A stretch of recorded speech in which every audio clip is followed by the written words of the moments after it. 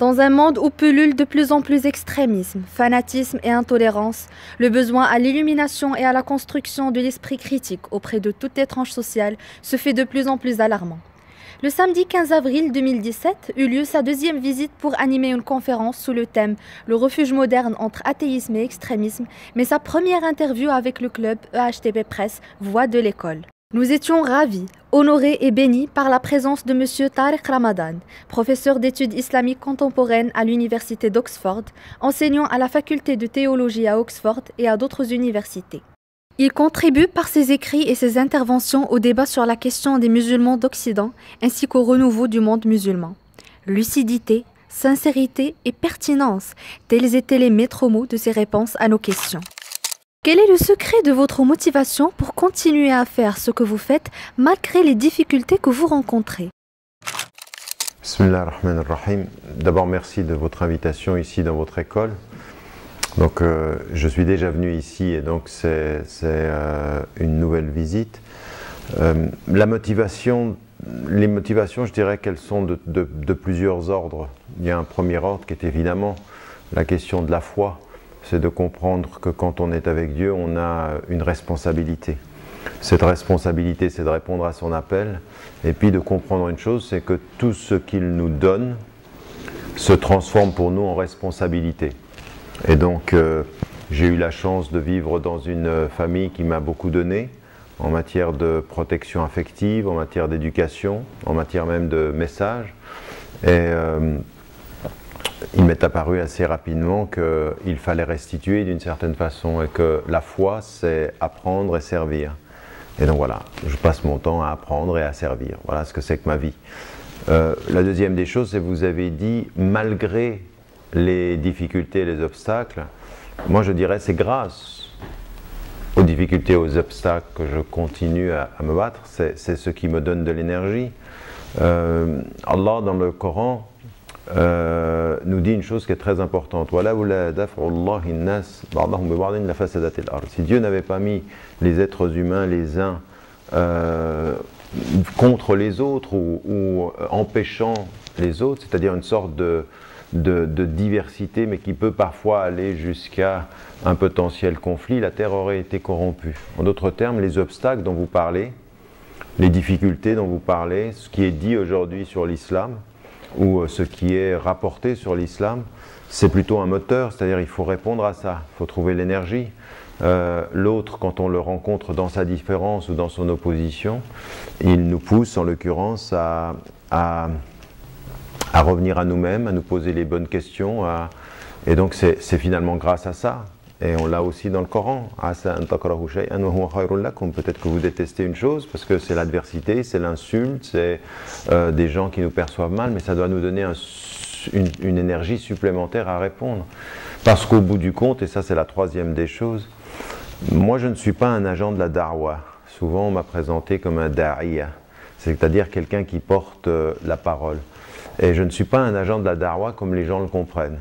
La darwa, ça n'est pas d'appeler les gens à se convertir. La darwa, pour moi, c'est de dire, de revenir au sens d'un verset qui est très très important, qui est celui de وَكَذَلِكَ جَعَلْنَاكُمْ أُمَّةً وَسَطًا لِتَكُونُوا شُهَدَاءَ عَلَى النَّاسِ.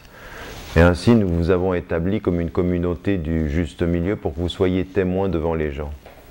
Et pour moi, le fait de l'engagement sur la terre, c'est être un témoin.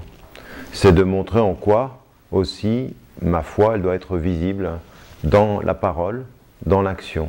C'est pas de convertir les gens. La conversion, ça appartient à Dieu. Mais être un témoin.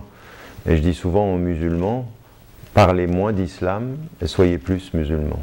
C'est-à-dire portez ce message.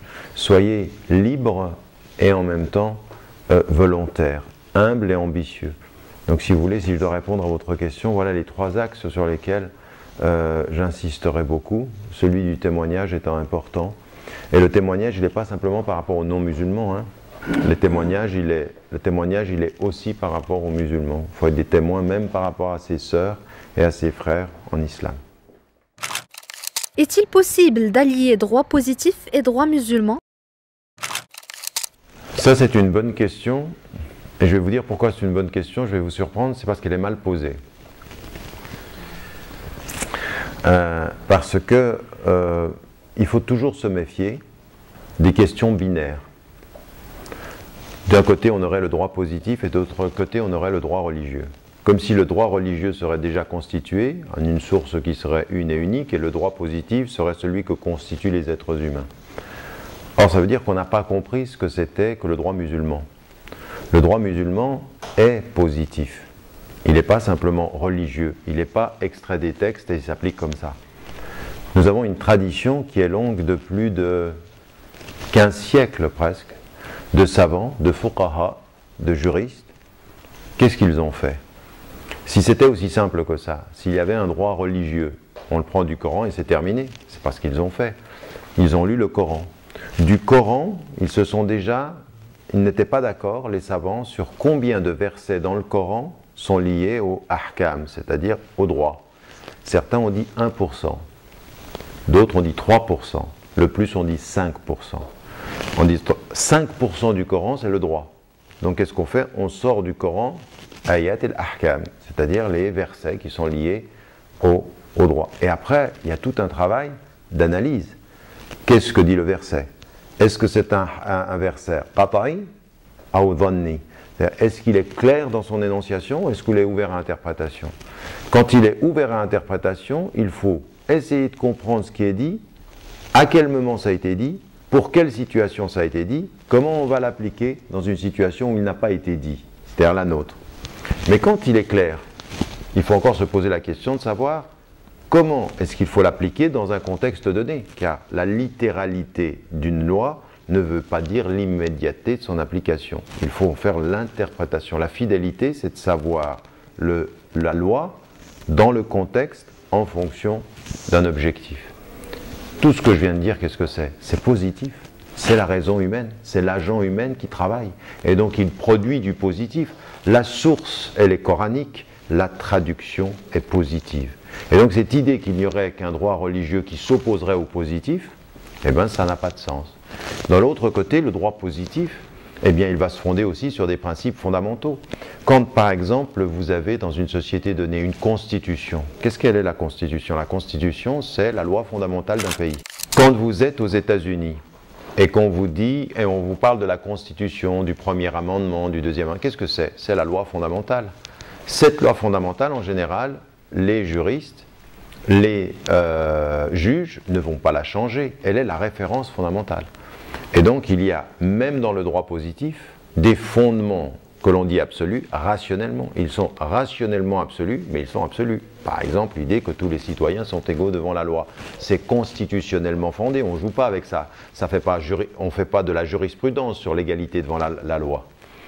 Donc, fondamentalement, on s'aperçoit que dans les deux aires, le droit que vous appelez positif et le droit que vous appelez religieux, on s'aperçoit que l'agent humain, la rationalité humaine joue dans les deux cas. Qu'il y a dans les deux cas des fondamentaux qu'on ne touche pas. Est-ce que les deux vont pouvoir se rejoindre? Est-ce qu'il y a des intersections? Est-ce qu'il y a des recoupements? Bien sûr, évidemment. Par exemple, la loi dite religieuse, quand on extrait du Coran le principe d'égalité de l'être humain, Bani Adam, c'est-à-dire tous les êtres humains ont la même dignité, ça rejoint le principe issu de la Déclaration universelle des droits de l'homme qui dit que tous les êtres sont égaux. Et donc on va avoir une loi positive dans les deux cas ou religieuse. Mais encore une fois, je m'oppose à la notion même de droit religieux en tant que tel, qui va être une intersection en disant oui, tous les êtres humains doivent être considérés comme égaux en être, en bien et devant la loi. Voilà, donc en l'occurrence, je vous dirais, et c'est un conseil pour tous les étudiants du monde, faites attention à la pensée binaire. La pensée binaire, c'est le début de la pensée dogmatique. C'est l'idée que les choses s'opposent. Non, les choses sont plus complexes que ça. Il faut savoir les voir de différents angles. Face à la conjoncture actuelle et aux conflits naissant autour de l'islam un peu partout dans le monde, quelle est la position que doit adopter un musulman? Celle-ci, c'est une bonne question, non pas parce qu'elle est mal posée, mais parce qu'elle était très bien posée. Celle-ci, c'est une bonne question, elle est bien posée. Parce qu'elle pose le problème immédiatement. Les musulmanes et les musulmans du monde aujourd'hui se posent la question de savoir comment répondre aux défis qui sont les nôtres. l'image de l'islam est mauvaise, beaucoup de violence dans les pays majoritairement musulmans, et puis on a l'impression d'être dominé presque partout, sur presque tous les plans, technologiques, scientifiques, économiques, culturels. Le monde musulman a très peu de contributions dans le monde actuel. Alors quel conseil donner aux musulmanes et aux musulmans? La première des choses, c'est d'être très sincère avec eux-mêmes. Exactement comme vous avez posé la question. Comment faire? Ça veut dire de reconnaître que nous traversons une crise. Là, le début, un médecin, au sens du médecin quand il a affaire au corps, ou un psychologue quand il a affaire au mental, ne peut pas commencer une opération de cure ou de remède si la personne en question, elle n'a pas admis le problème. Ou si elle fait comme s'il n'y en avait pas. Parce que beaucoup de musulmans, quand on est entre nous, reconnaissent qu'il y a un problème. Mais quand ils font face au monde, ils veulent dire qu'il n'y a pas de problème. Mais en fait, c'est un problème. Nous avons un vrai problème, nous traversons une vraie crise. Le début, c'est de reconnaître qu'il y a une crise. Et immédiatement, quand vous avez un problème, quand vous êtes devant un médecin, quand vous avez un problème psychologique, quand vous êtes en face d'un psychologue, quand vous avez n'importe quel type de problème, avec une voiture qui ne fonctionne pas, avec un appareil qui ne fonctionne pas, vous essayez de l'identifier. Quelle est la nature de ce problème-là? Et la nature de ce problème-là, elle est d'abord, essentiellement, le début, et je dis souvent cela aux musulmanes et aux musulmans, nous avons un problème de confiance. Nous avons une crise de confiance. Nous avons une crise de confiance en nous-mêmes. Et cette crise de confiance en nous-mêmes, elle vient aussi de tout ce qu'on est en train de déverser sur nous, sur nos questions, sur les doutes et tout ceci. La crise de confiance, il faut se poser la question de savoir d'où vient-elle? Pourquoi nous vivons cette crise de confiance? La crise de confiance, elle vient de elle est l'expression d'un manque de confiance en nous. Et quand quelqu'un a un manque de confiance en lui, que ce soit une femme ou un homme, que ce soit une communauté ou que ce soit une société, il faut se poser la question de savoir comment on fait. La première chose qui est à faire de ce point de vue-là, c'est un travail de connaissance, d'acquisition de la connaissance. Une meilleure connaissance de soi pour avoir mieux confiance en soi. Et ça, c'est un vrai problème. Moi, je vois beaucoup de musulmans dont la façon dont ils vont se définir, c'est comment ils sont perçus. Si les gens les perçoivent bien, si les gens les perçoivent mal, est-ce qu'ils vont pouvoir, au point qu'ils finissent par ne plus avoir de substance, ils n'ont plus de vraie dignité personnelle. Ils sont l'objet de la perception de ce que les gens pensent d'eux. Ils ont envie d'être bien perçus. Non, on ne doit pas chercher à être bien perçu. Non, on doit chercher à être mieux respecté. Mais on ne peut pas être respecté si on ne se respecte pas. Et comment est-ce qu'on se respecte? Par la connaissance. Première des choses, apprends qui tu es.